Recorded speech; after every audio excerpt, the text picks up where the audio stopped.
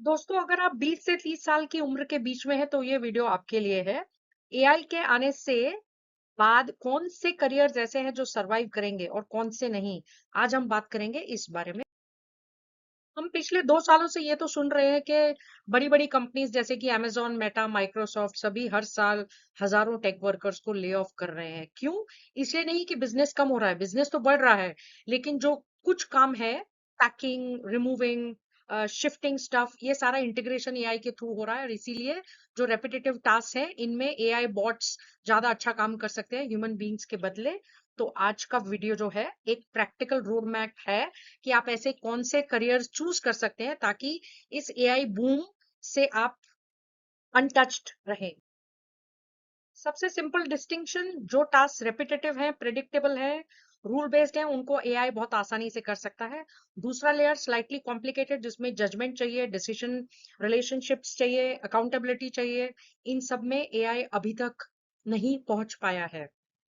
तो एक चीज याद रखिए, 4 पिलर्स जो किसी भी करियर को प्रोटेक्ट करते हैं एआई से, वो है human density, physical complexity, open ended problem solving और अकाउंटेबिलिटी। और आज हम ऐसे ही करियर ऑप्शंस के बारे में बात करेंगे।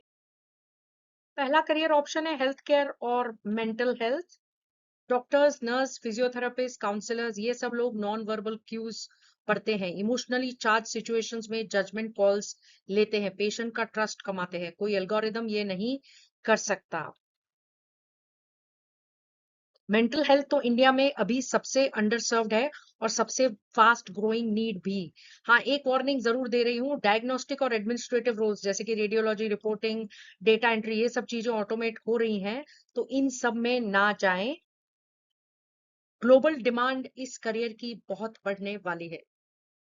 दूसरा करियर ऑप्शन है साइबर सिक्योरिटी। जितना ज्यादा एआई डिप्लॉय होगा, जितना हम ज्यादा ऑटोमेट करके ऑनलाइन ट्रांजैक्शंस करेंगे, उतनी ही वल्नरेबिलिटीज, उतने ही नए अटैक सरफेस होंगे। 2033 तक एक स्टडी के अनुसार 33% रिस्क बढ़ता है सिक्योरिटी रिलेटेड अटैक्स का। इंडिया में मिड लेवल रोल्स 12 से 25 लाख और क्लाउड सिक्योरिटी स्पेशलिस्ट को 15 से 40 लाख रुपए तक एनुअल सैलरी मिल रही है। साइबर अटैकर्स बहुत क्रिएटिव होते हैं, अडप्टिव ह्यूमन बींग्स होते हैं। उन्हें डिफेंड करने के लिए वही क्वालिटीज चाहिए जो एआई के पास नहीं है। और सबसे जरूरी बात, इस करियर में जाने के लिए आपको बीटेक करना जरूरी नहीं है। आप कुछ सर्टिफिकेशंस कर सकते हैं इस साइबर सिक्योरिटी रिलेटेड कोर्सेज में। उनसे ही आपका काम चल सकता है और आप अच्छा सा जॉब तुरंत ढूंढ पाएंगे। तीसरा करियर है बिजनेस स्ट्रेटेजी और कंसल्टिंग। आप ये कह सकते हैं कि भाई थिंकिंग तो एआई भी कर लेता है, तो क्या फर्क है?